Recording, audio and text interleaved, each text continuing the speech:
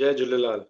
सभिनीनि भाउरनि जो, सभिनीनि भेनरनि जो, मातृशक्ति जो, नंढे वारनि जो, सभिनीनि जो स्वागत आहे हिन विशेष कार्यक्रम में, जंहिंजो नालो आहे famous women personality of Sindhi communities, यानी सिंधी समाज जी प्रसिद्ध विख्यात महिला व्यक्तित्व। ॾिसो, हेड़े लॉकडाउन जे समय ते मोदी जी चयो घिंड वॼायो, असां वॼायोसीं। कंहिंजे लाइ? डॉक्टरनि जे लाइ, कोरोना वॉरियर लाइ, जेका सफ़ाई कर्मचारी हुआ हुननि लाइ। पर हिकिड़ी व्यक्तित्व तंहिंमहिल बि अहिड़ी हुई जंहिंखे असां विसारे वेठा हुआसीं।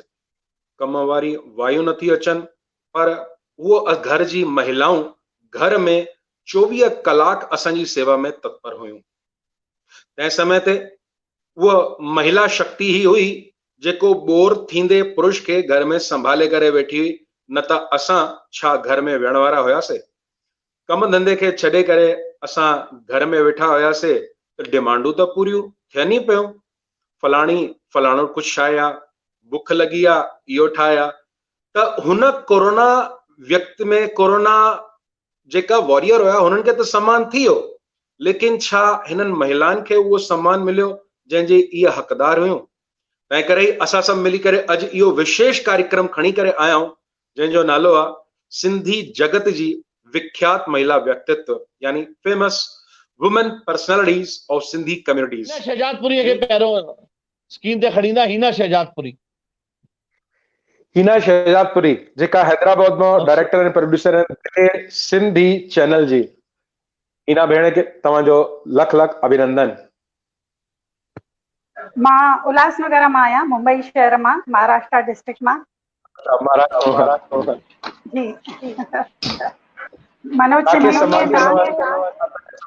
भरत भाई। जय झूलेलाल। हिना अवार्ड जे लाइ तव्हांखे लख लख वाधायूं हुजनव। तव्हां महिला थी करे पंहिंजे घर खे संभाले करे समाज में शक्ति डंको वॼायो अथव। तव्हांजे समाज में मां मनोज चाहींदुमि। मनोज भाई की साबित करने के लिए अपनी जी के लिए बोलिए। सभिनि खे पहिरियों त असांजी भेण हिना शहजादपुरी खे लख लख करोड़ करोड़ वाधायूं के अॼु तव्हांखे सिंधी वूमेन पर्सनैलिटी अवार्ड सां नवाजो थो वञे। ऐं मां चाहींदुमि कि तव्हांखे अॼु कीअं थो लॻे? तमामु सुठो थो लॻे। तव्हां इहा ॾाढी सुठी शुरूआत कई आहे। असांजे उल्हासनगर में असांजे उन खां ॿाहिरि जेका असांजी पहचान थी रही आहे, माना सॼे देश में उहो नालो हली रहियो आहे तव्हांजे मनोज जी जो। उनजे लाइ मां तव्हांखे वाधायूं थी ॾियां पई त तव्हां अहिड़ी सुठी मुहिम शुरू कई आहे। समाज तॾहिं ई अॻियां वधी सघंदो आहे जॾहिं उन में पुरुष सां गॾु स्त्रीअ जे बि समानता जो बराबरि योगदान हूंदो आहे, पर उनखे उहा पहचान मिलंदी आहे ऐं उहा पहचान तव्हां ॾेई रहिया आहियो। इन जे लाइ तव्हांखे जाम सारियूं वाधायूं ऐं अॻिते बि इहो पंहिंजो कार्य जारी रखिजो, इहा ई तव्हां मां उमेद आहे। मां पहिरियों ई चई चुको आहियां कि इहो अञा पार्ट 1 आहे। जी, ऐं वॾी ॻाल्हि इहा आहे जो लॉकडाउन जे पीरियड में तव्हां इहो सभु करे रहिया आहियो, त इहा डबल आफ़रीन जी ॻाल्हि आहे तव्हांजे। वाह जी वाह। अॼु असां सां हिकिड़ी शख्सियत ॿिया जुड़िया आहिनि। असांजो वॾो भाउ भरत वातवानी। भरत जी, आप अपना माइक अनम्यूट कीजिए। भरत वातवानी जी असांजे शख्सियत आहे, असांजो वॾो भाउ। असां हिननि को इलाही कुझु सिखियो आहे। असांजो भाउ भरत वातवानी, हिननि जी बि समाज जे अंदरि इलाही सुठो रूपरेखा, इलाही सुठे रूप में पंहिंजो कमु कंदा आहिनि। त मां भरत वातवानी भाउ खे चवंदुमि कि असांजी भेण खे अवार्ड ॾेई करे सम्मानित करनि ऐं 2 आशीर्वाद जा शब्द असांखे ॾियनि ताकि असां ॿियो बि कुझु हिननि को सिखी सघूं।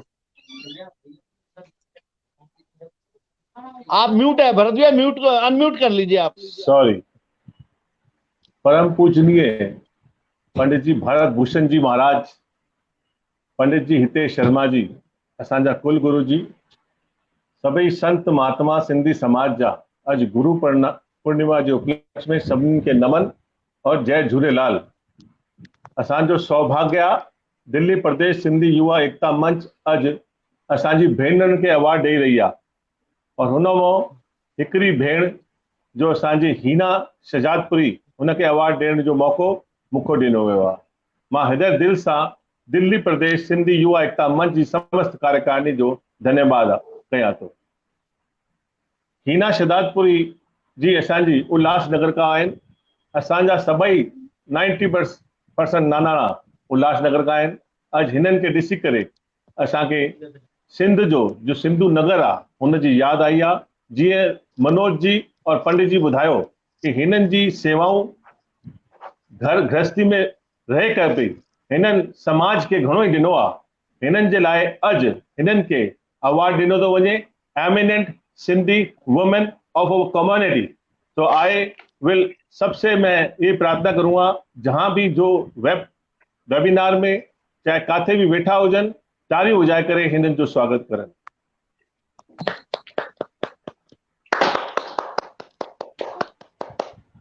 हे award Heena ji, I am just presenting you. Thank you so much. It's nice of you, kind of you. जय झूलेलाल। ऐं मां हीना जी तव्हांखे हिकिड़ी ॻाल्हि चवणु चाहींदुमि कि अॼु तव्हांजो हिते रोल ख़तम न थियो। अॼु को तव्हां असांजी एनजीओ जा पारिवारिक मेंबर ठही वियो। बिल्कुलु चवण जी ॻाल्हि ई न आहे। असांखे कॾहिं बि काई कमु पवंदो असां तव्हांखे असीसात यादि कंदासीं। बिल्कुलु बिल्कुलु सौभाग्य। समाज सेवा जे लाइ पूरी असां हमेशह कार्यरत आहियूं ऐं कोरोना जे वक़्त में 24 कलाकनि मां 20 कलाक कार्यरत आहियूं। अॻिते भी जुड़िया रहंदासीं समाज सां। काई तव्हांजी आशीर्वाद जी जरूरत है। कामना करे तव्हांखां विदा वठंदुमि। जय झूलेलाल। मनोज भाई हमारे साथ सिंधी समाज के एकमात्र सिंधु सांसद और एकमात्र ऐसी शख्सियत जिसने सिंधी में ही शपथ ली थी वो हमारे सांसद जी, हमारे जो आज के चीफ गेस्ट हैं दादा शंकर लालवानी जी हमारे साथ जुड़ने वाले हैं। आदरणीय दादा शंकर लालवानी जी। दादा जय झूलेलाल। जय झूलेलाल। तव्हांजो अभिनंदन असांजे हिन प्रोग्राम में जेको आहे famous women personality of Sindhi communities, Sindhu समाज जी प्रख्यात महिला शख्सियत। दादा तव्हांजो हिन कार्यक्रम में लख लख स्वागत है। Over two U Manoj ji, आप स्वागत कीजिए। शंकर भैया जय झूलेलाल। जय झूलेलाल। असांजे सिंधी समाज जा मार्गदर्शक असांजा आदरणीय सांसद शंकर लालवानी जी, मां तव्हांजो हिन प्रोग्राम में स्वागत तो कयां। अॼु असांजी NGO famous Sindhi women award सां ऑल ओवर वर्ल्ड मूं 11 शख्सियत के साण वठी करे उन्हनि खे हिकिड़ो अवार्ड ॾिनो आहे, मातृशक्तिअ खे अवार्ड ॾिनो आहे। ऐं मां सम्झां थो समाज में पहिरियों दफ़ो अहिड़ो कमु थियो आहे कि कंहिं संस्था अॻिते अची करे, चाहे उन में कनाडा हुजे, चाहे अमेरिका हुजे, चाहे दुबई हुजे, अहिड़ी शख्सियत कोलकाता हुजे, उन में खणी करे असां पंहिंजी मातृशक्ति खे अॻिते वठी आया आहियूं। ऐं असां उन्हनि खे अॼु हिकिड़ो सम्मान अवार्ड त कुझु न चई सघंदा आहियूं, असां उन्हनि खे हिकिड़ो साधुवाद कयो आहे कि समाज में कमु था करनि ऐं उन्हनि खे असां हिकिड़ो सम्मानित करने जी कोशिशि कई आहे। त इन विच में असां तव्हांखे पंहिंजो चीफ गेस्ट ठातो आहे। तव्हां त असांजा चीफ गेस्ट आहियो ई। मां उंजारे बि तव्हांखे चयो कि असां तव्हां असांजा वॾा भाउ आहियो। नेता त असां तव्हांखे मञदा न आहियूं, लेकिन तव्हां असांजा वॾा भाउ आहियो। ऐं तव्हांजे अचण सां मां वरी ॿीहर हिकिड़ी ॻाल्हि उहा चवंदुमि कि असांजी शक्ति, असांजी एनर्जी एतिरी वधी वई आहे कि और असांखे लॻे थो कि असां हाणे हर उहो कमु कंदासीं जेकी सिंधी समाज जी ज़रूरत आहे। मां चाहींदुमि तव्हां पंहिंजा आशीर्वाद जे रूप में असांखे पंहिंजा बख़्शो। धन्यवाद मनोज भाई। आदरणीय पंडित शर्मा जी, ॾाढो सुठो लॻो अॼु असांजी माताऊं भेनरुनि खे जेको सम्मान मिले थो पियो। वास्तव में मूंखे ध्यानु नथो अचे पियो कि कॾहिं अहिड़ो सम्मान कार्यक्रम जेको महिलाउनि खे मिलणो खपे उहो कॾहिं आयोजित इन लेवल ते थियो हूंदो, मूंखे ध्यान में नथो अचे। असां सिंधी समाज जा चङा ई प्रोग्राम कंदा आहियूं, पर उन में ॾिसण में ईंदो आहे कि वधीक असांजा भाउर ई हूंदा आहिनि। पर अॼु तव्हां जेको लेडीज़ विंग खे सम्मान कयो था, उन लाइ मां तव्हांजो साधुवाद थो कयां, तव्हांखे वाधाई थो ॾियां कि ॾाढो सुठो तव्हां कमु कयो आहे। हमेशह असां हिते पुरातन काल खां वेठा आहिनि पंडित जी, महिलाउनि जो विशेष स्थान आहे। शुरू खां अगरि असां भॻवान जा नाला वठूं त सीताराम, पार्वती शिव, राधा कृष्ण, पहिरियों महिला ईंदियूं पोइ पुरुष ईंदो आहे। जी बिल्कुलु। पर चङनि सालनि खां पोइ मूंखे लॻे थो अलाए घणनि सालनि खां पोइ इहो प्रोग्राम मां ॾिसां थो जंहिंमें पहिरियों असां माता बहन जो सम्मान था कयूं। त हिन करे तव्हांखे पूरी जेकी प्रदेश जी युवा इकाई आहे दिल्ली जी सिंधी एकता बंधु उनखे वाधायूं। ऐं जेको शंकर भैया, सम्मान शंकर इहो जेको मिले थो शंकर भैया इहो पार्ट 1 आहे अञा।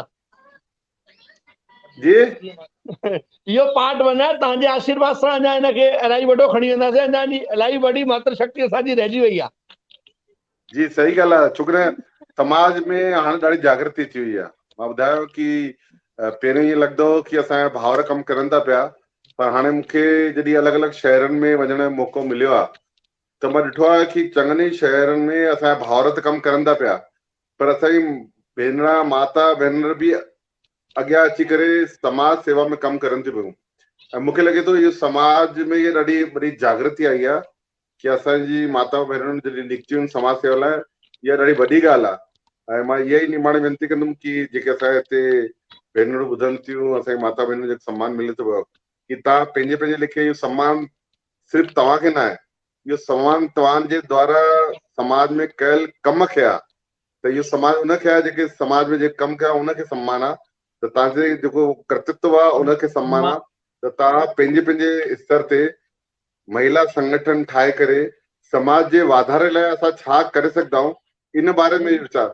हाणे जेके सम्मान मिलियो आहे उन्हनि खे अञा जवाबदारी वधी वई आहे हिकु प्रकार खां, छोकी सम्मान मिलियो आहे त सॼे समाज तव्हांखे सम्मानित कयो आहे।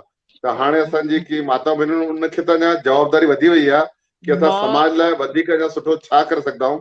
त मूंखे लॻे थो कि इहा ॾाढी वॾी जवाबदारी सम्मान खां गॾु गॾु इहा उन्हनि खे बि आहे कि समाज लाइ सभु मिली करे कमु करनि। ऐं आयोजकनि खे मां वाधाई ॾींदुमि। ॾाढो सुठो कार्यक्रम। मां ॿुधायां प्रदीप भैया